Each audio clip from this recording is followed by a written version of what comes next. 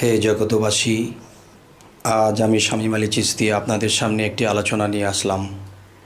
সে আলোচনাটি হলো, এই পৃথিবীতে অনেক মানুষ চিন্তা করে যে, আর যে চিন্তাটি করে সেই চিন্তাটি কেউ যৌবনকালে করে না।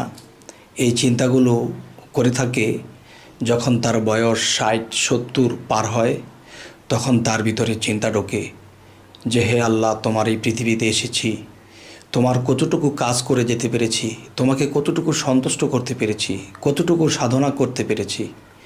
তখন সেই মানুষের ভিতরে যখন চিন্তা ভাবনা ঢোকে, তখন সেই মানুষটি তখন আর খারাপ করে না, মিথ্যা বলে না, বা অন্যদিকে কুদৃষ্টি করে না। তখন সেই মানুষের ভিতরে চিন্তা ঢোকে যে, হায় রে, আল্লাহর তো কাজ করতে পারেনি।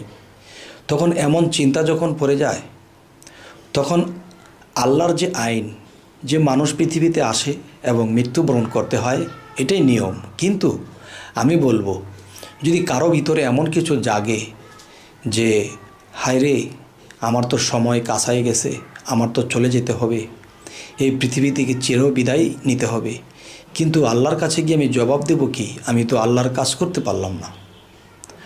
তখন যতটুকু কাজ করেছে, এমনও ব্যক্তি আছে যে আল্লাহর কাজ অনেক করেছে, তারপরেও সে বলে যে, আমি তো আল্লাহর সেই কাজ এখনও করতে পারলাম না। তখন আল্লাহ খুশি হয়। তখন এই বান্দাটা যখন চোখের পানি ফেলায় এবং রাতের নিঘুম রাতে উঠিয়া যখন চোখের পানি ফেলে আল্লাহর কাছে বলে, দরখাস্তের মাধ্যমে হোক, দোয়ার মাধ্যমে হোক, যেভাবেই হোক, চোখের পানি ফেলে যখন বলে যে, হে আল্লাহ, তুমি তো কারো আশা অপূর্ণ করো না, তুমি সবারই আশা পূর্ণ করো। তবে যতটুকু সাধনা, যতটুকু ত্যাগ, যতটুকু প্রেম, যতটুকু ভক্তি তোমাকে করে যেতে হবে, অতটুকু তুমি করাই নিও। তুমি যে কোনো উছিলাতেই হোক আমাকে করাই নিও।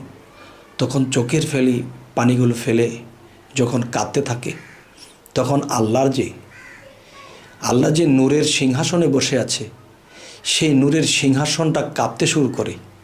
তখন সমস্ত ফেরেশতাদেরকে বলে যে, দেখো, কে যেন আমাকে স্মরণ করে আর চোখের পানি ফেলায়, কাঁদে।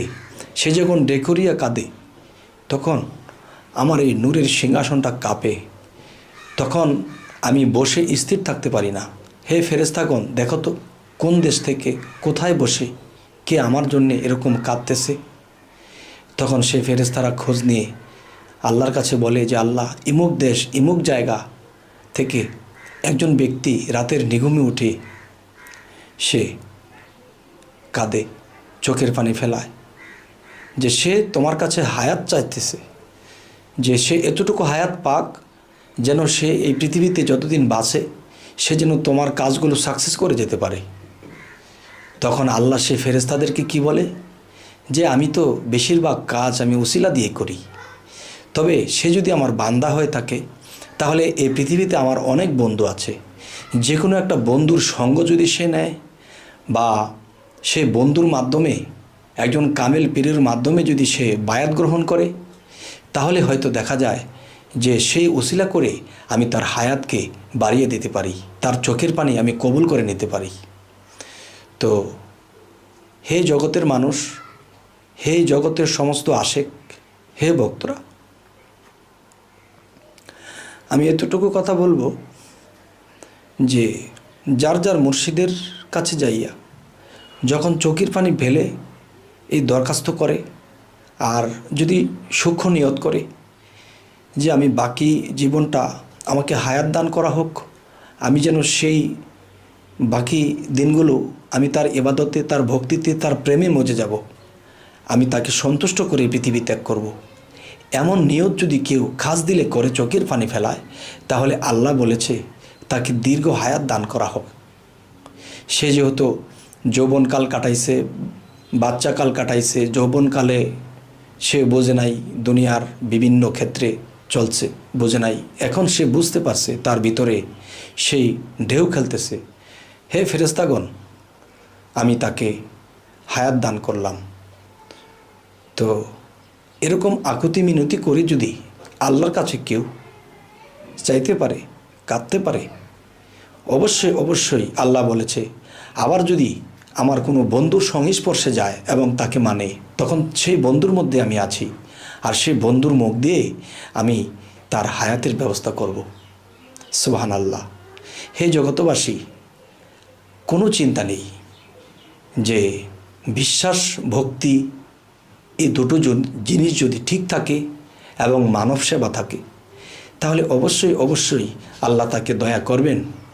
আল্লাহ বলেছে, এই পৃথিবীতে আমি আল্লাহ নামে সকলেই চেনে, সকলেই ডাকে, কিন্তু এমন এমন কিছু নাম আমি 99 নামের মধ্যে রেখেছি, সেখান থেকে তার মুর্শিদ তাকে এমন কিছু নাম দিয়ে দেবে, যে নামগুলো জপনা করবে এবং চোখের পানি ফেলাবে, অবশ্যই সে হায়াত তার দীর্ঘ হবে এবং বাকি কাজগুলো করেই এই পৃথিবী ত্যাগ করবে। হে জগতবাসী, আজ এই কথাগুলো বলার উদ্দেশ্য হলো, এই পৃথিবীতে অনেক মানুষ যদি বুঝতে পারে, জানতে পারে যে আমার হায়াত কমে গেছে এবং তার চোখ দিয়ে যদি অধরে পানি ঝরে, তখন কি হয়? তখন আল্লাহর মায়া লাগে। আল্লাহর যখন মায়া লাগে, তখনই আল্লাহ তার উপরে সেই চাওয়া পূর্ণ করেন এবং তাকে পৃথিবীর থেকে সমস্ত কর্ম করাইয়া আল্লাহ সন্তুষ্ট হওয়ার পরেই তাকে পৃথিবী থেকে বিদায় দেবে। হে জগতবাসী, আমার অনুরোধ থাকবে যে আমার এই কথাগুলো শুধু ভক্তদের জন্য নয়, শুধু আশেকদের জন্য নয়, এই পৃথিবীর সমস্ত মানব জাতির জন্য আমার এই কথাটি যদি আমরা মানতে পারি, ইনশাল্লাহ এই পৃথিবীতে আল্লাহ কারো আশা অপূর্ণ করেন না। তো আমি আজ কি আর বলবো, এই কথাগুলোই আমার বলার ছিল। হে জগতবাসী, আজ এ বলেই রাখছি, সকলেই ভালো থাকবেন। আল্লাহ হাফিজ।